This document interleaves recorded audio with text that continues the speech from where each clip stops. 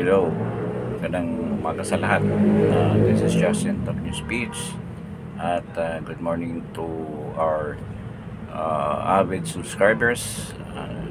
I hope you will share this video to your friends and families. At doon sa mga would-be subscribers, paki-subscribe na po. Try to press like. You like the video, then share it to your friends. But it's important na i-share ninyo ito doon sa inyong mga kaibigan at mga kakilala. That's what I mean. At this morning, marami tayong pag-usapan because there's a lot of things that transpired the last 2 days. Maraming nangyayari. At sa bilis ng pangyayari, we have to compile it and made a broadcast in one sitting. Kaya ito ang gagawin natin ngayon. And we will be giving our opinion, our reaction and views to what had transpired. Unang-una, ang pinaka malaking bagay na nangyari na that I think it will favor the side of the defense team na ni PRD ang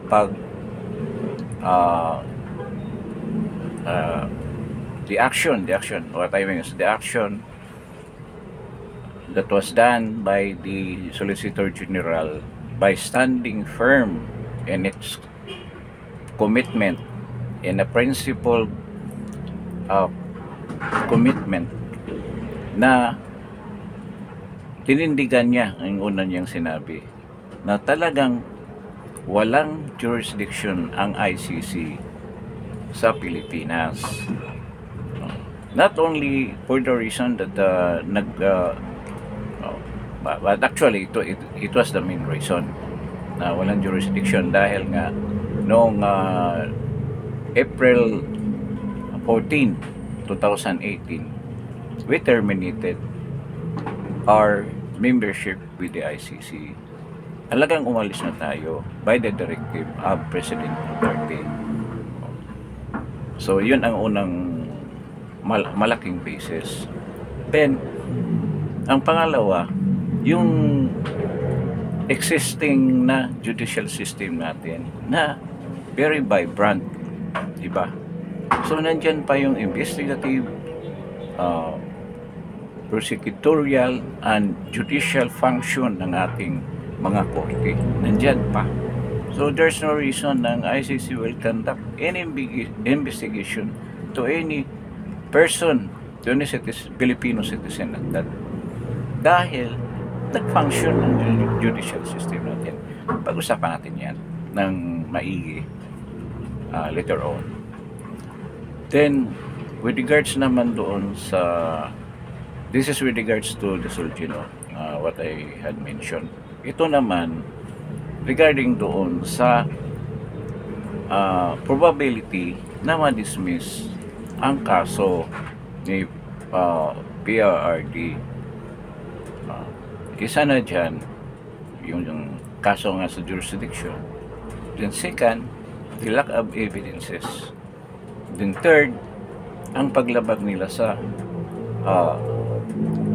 human rights, ang karapatan ni PRD na protektahan ang kanyang sarili. And that is the implementation ng government ng tamang proseso sa kanyang pag-aresto. Meron ang tanong kung nasunod ba ang due process in the arrest of President Duterte. So, pag-usapan natin yan later on. Ngayon, isang bagay rin yung ebidensya. Kasi alam naman natin kung sinong ipresenta nila dyan. Yung mga natamaan doon sa mga encounter with the police na mga drug suspects. Then actually they are already they were served with warrants also by the PDEA and the narco group of the our police force. Kaya nagkaroon nga nagkabarilan. Kaya maraming mga aarestuhin sana na nagugor. Meron ding sinabi si Secretary Remulla about that.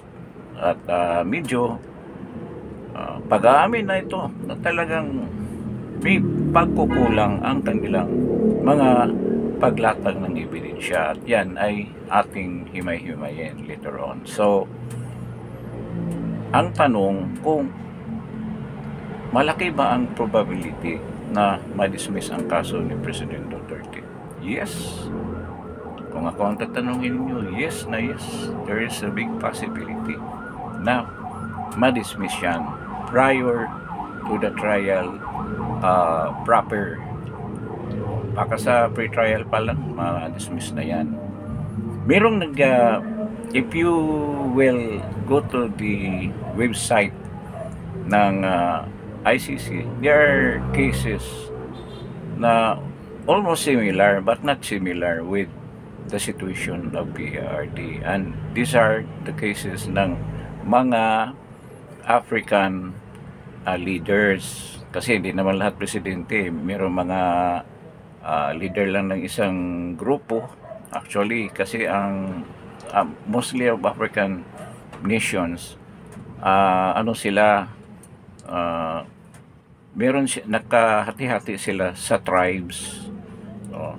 Kaya ang isang tribe, parang sa Mindanao, ganun.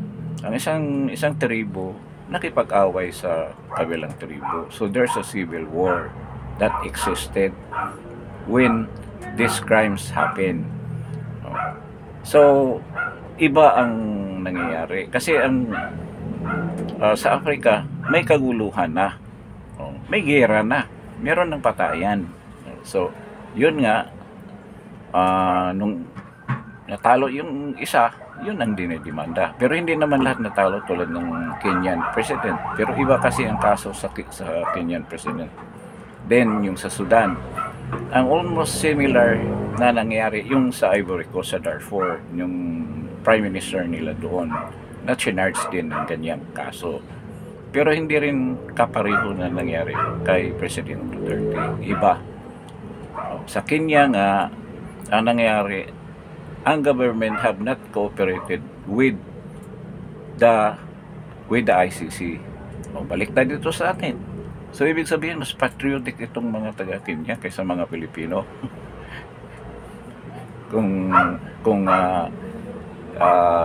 i-relate natin yan. Kasi tayo, mismong presidente ng bansa natin, ang nagkanulo ng dating presidente na napakaganda ng ginagawa sa bayan natin.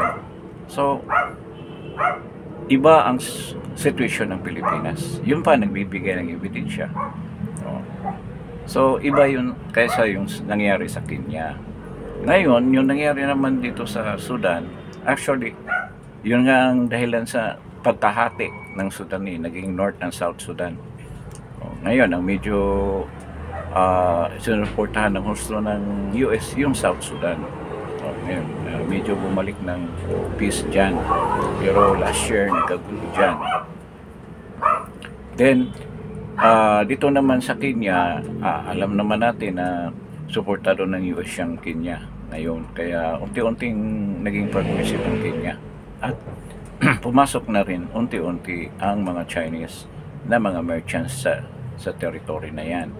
So, itong pangyayari na to, actually this is 2014, 2019, 2018, nangyayari yung mga bagay na yan. Ngayon, itong dito naman sa Ivory Coast,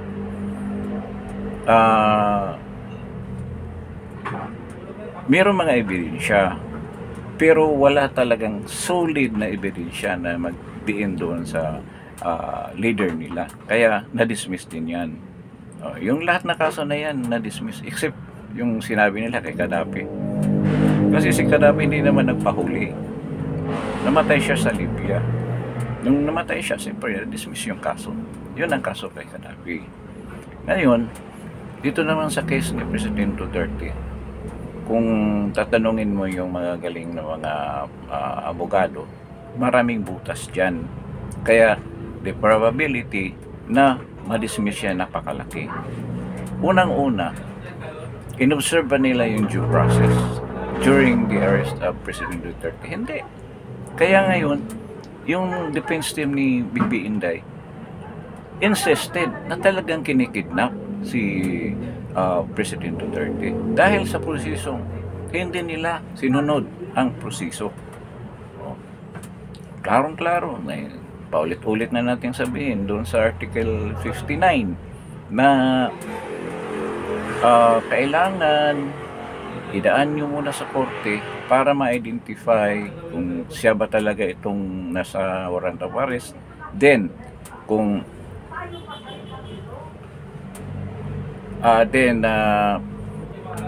tama ba yung warrant of arrest na inisyu laban sa kanya. Hindi yan ginawa ng administrasyon ng BBM nila, General Turing. Linabag nila yan ang karapatan ng inaaresto na si PRD na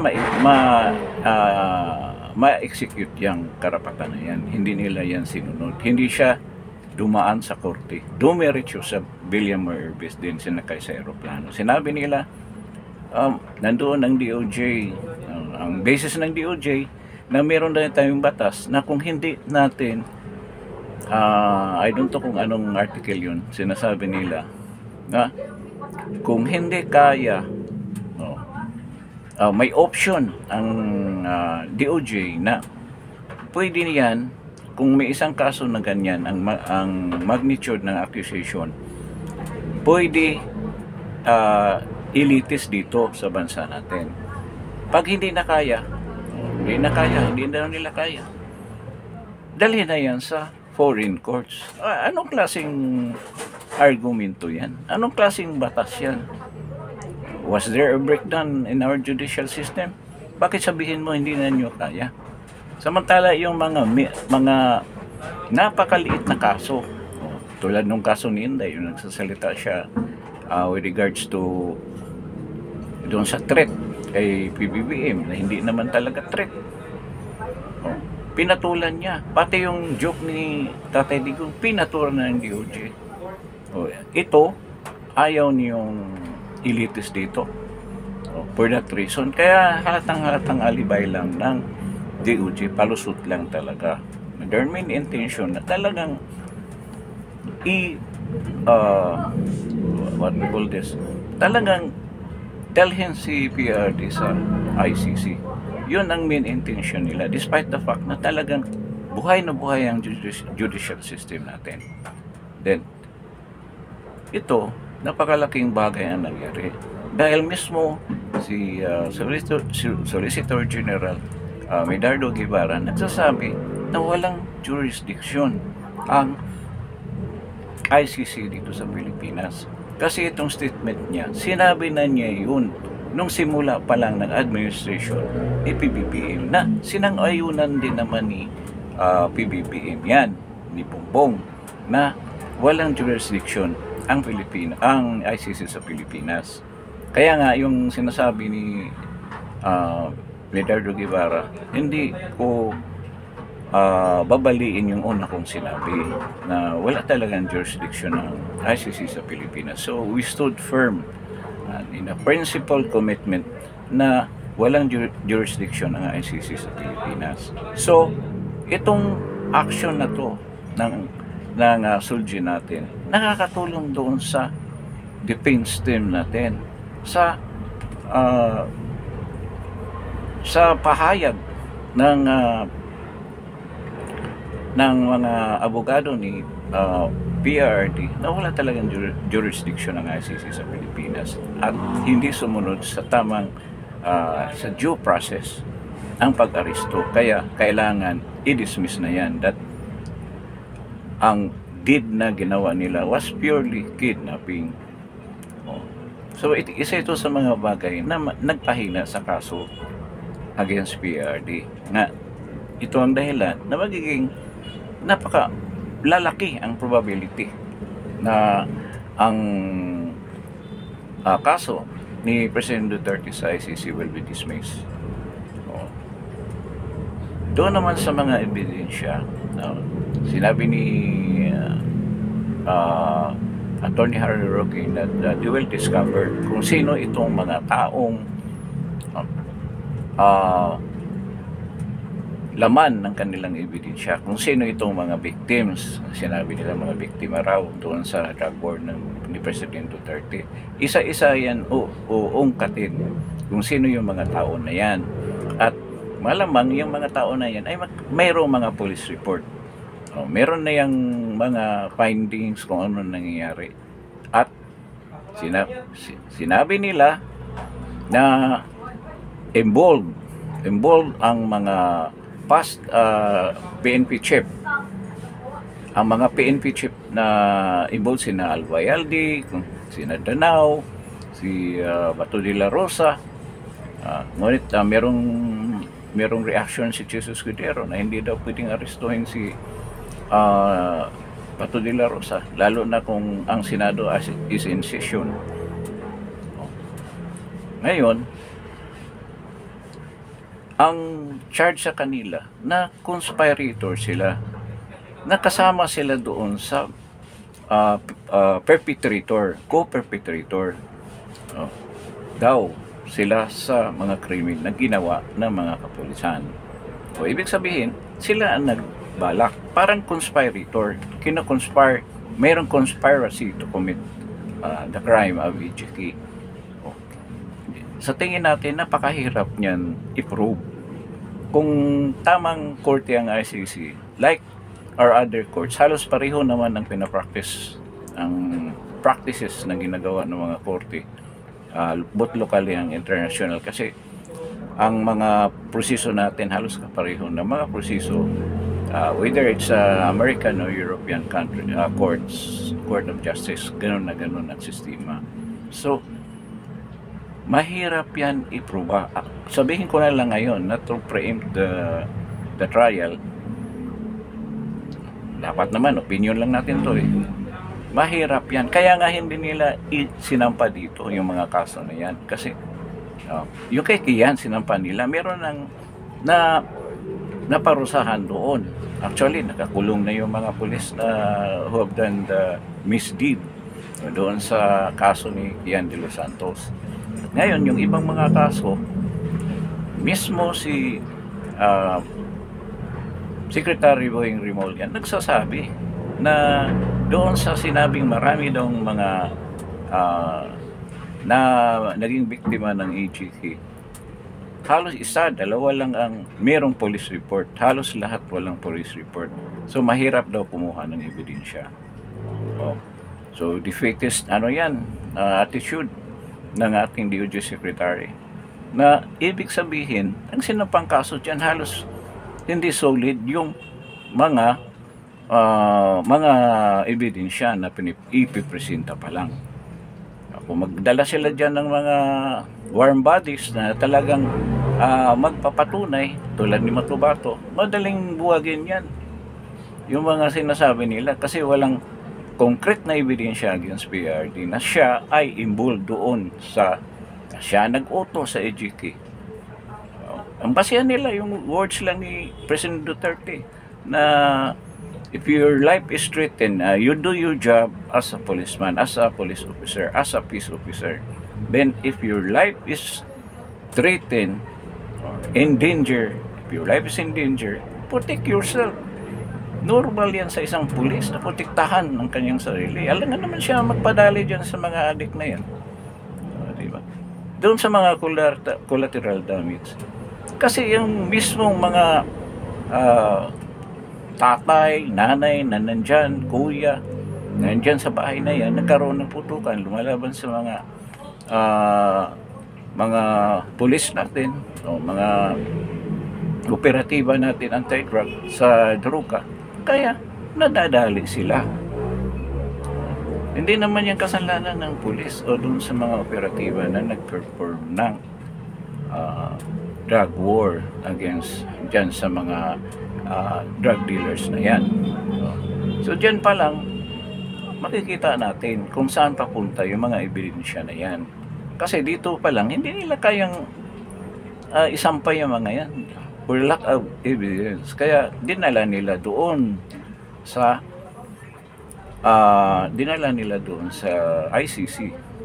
Kasi alam mo naman ng mga ref, sila talaga nag-insist niyan. Dalhin natin yan sa Hague, teritoryo namin yung Hague. Yun ang sigurong promise nila doon sa government. Kaya natin yung labanan through propaganda, pero dyan sila nagkamali dahil lumabas lahat ng mga OFW na nagmamahal kay President Duterte dyan sa Europa. At mayroong balita, actually sinabi na ni Attorney Roque that there will be an activity. Actually, this is a birthday party ni President Duterte, and they're trying to find a bigger venue para diyan sa activity na yan. And I think massive ang Pilipino na darating diyan from all over Europe, at mayroon pang iba na galing sa Amerika pupunta diyan, at UK. So mapupuno yung venue na yan. So kailangan napakalaking venue ang hahanapin ng mga taga Netherlands na mga OFW, mga organizer. So bakit importante ito? Dapat itong kung March 28 man yung birthday ni Tatay Diggs, kailangan sabayan yan ng buong mundo.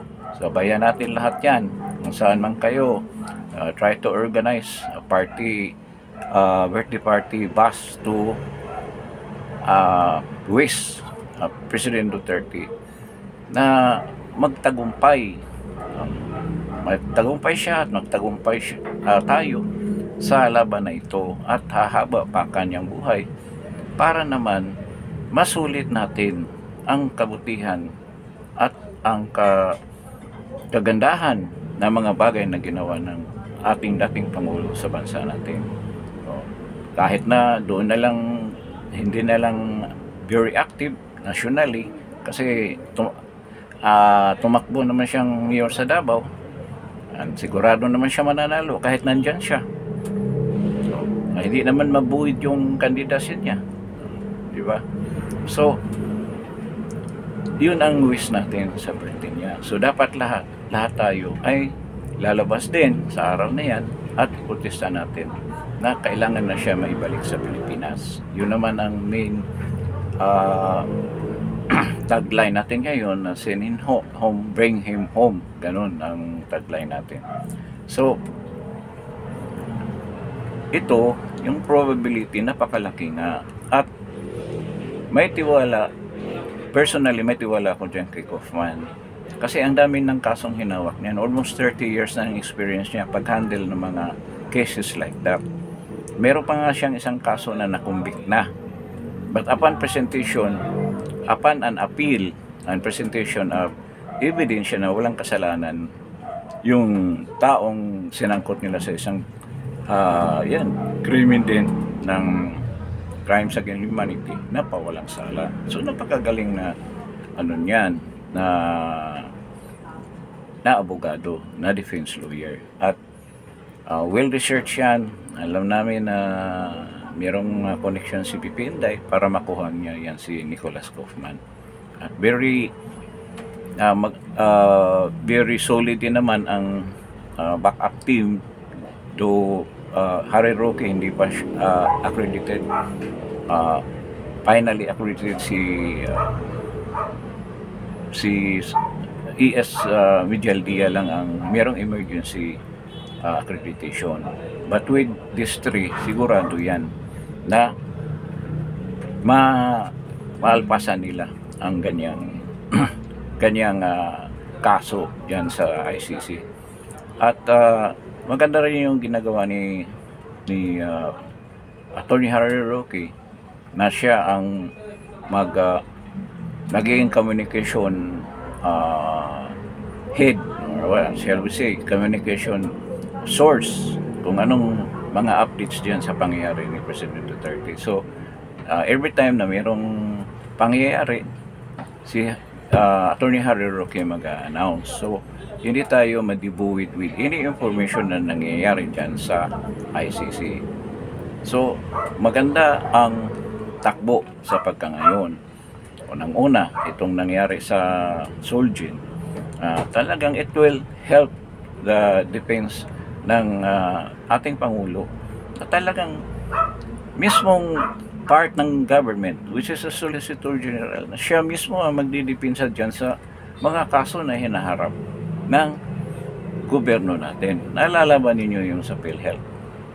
Kung naalala nyo, si Solgen na nagdepensa niyan. At kung naalala nyo yung tinanong siya ni Associate Justice Amy Javier kung bakit nagdesisyon ang gobyerno na kunin ang pundo sa PhilHealth despite the fact na funded na yan by the Import-Export Bank ng Korea. Naalala ninyo yan? Sabi ni Midario Guevara, I leave the discretion, I leave it to the discretion of the Congress. Ibig niya sabihin, hindi niya malaman na ang Kongreso kasi ang decision kung bakit nila kinuha yung pera na yan. So, sabi niya ni Associate Justice Amy Javier, parang sinabihan lang niya na, okay, I respected you, Solgen. Alam ko naman kung gaano ka katino as a lawyer. So lumabas ngayon ang katotohanan. At saka hindi rin pwedeng baliktarin yan ni Solgen Guevara. Dahil nung una pa sinabi niya na wala talagang jurisdiction ang ICC sa Pilipinas. Kaya yun din ang hinahawakan ni PBBM. Pero para makalusot siya dyan na hindi raw siya nakipag-usap sa ICC, sumunod lang daw siya sa Interpol. So napaka-palpak na alibay yan. Di ba? Dahil maraming utang na loob daw tayo sa Interpol, kaya pinirform natin yung action na yan na ipagkanulo si President Duterte sa ICC. So, nakikita na natin na itong kaso na to, in all honesty, kung tatanungin ninyo ako, parang madidismiss talaga ito. The big probability na madismiss ito nandyan. So let's just pray, dadasal lang tayo, ibigay ng Panginoon ito sa atin para naman magkaroon na ng kapayapaan ang ating bansa after this, and ultimately magkaroon tayo ng regime change. Kung lalabas ang mga tao, that will happen. Kung anong mangyari dyan sa susunod na kabanata ng ating history dito sa Pilipinas. But with regards to this situation, makikita natin na there's light in the tunnel. Merong pag-asa na mapawalang sala si President Duterte. And let's hope, and sabi ko pa nga, magdasal na tayo para ito ay maganap at ang biyaya ng Panginoon may bibigay sa atin. So I think marami pang pangyayari na magaganap. So alerto lang tayo, magiging proactive tayo, sumama tayo sa mga activities na to. Kung I'm sure kung saan man kayo sa Pilipinas, merong rally dyan na magpahayag sa kanilang suporta kay President Duterte. So let's join these rallies and voice out our sentiments na pagkadismaya natin sa ginawa ng administrasyon ng presidente na to. So yung let's fight for our freedom, our democracy. Huwag natin hayaan na sadlak tayo sa kapahamakan ng plano ng presidente na magdeklara ulit ng martial law. Ngayon ay silent martial law na tayo. At nga nakikita mo naman ang arrogance ni Tory. Then unti-unti naman siyang natatamaan dahil ang pamilya natatamaan with the criticism na natatanggap ng family niya, at tao lang siya. Darating din ang panahon na lalambot siya at dapat magkaroon ng parusa ang mga ginawa niyang paglabag sa karapatan ng mamamayang Pilipino. So with this episode, before ending this broadcast, gusto ko lang i-request sa inyo na paki-subscribe naman, paki-like din, and then try to share this with your friends, with your family members, lalo na yung nasa abroad, yung nasa Middle East, nasa Europa. You share this vlog. Okay, so maraming salamat po, at good morning sa inyong lahat, and see you in my next broadcast.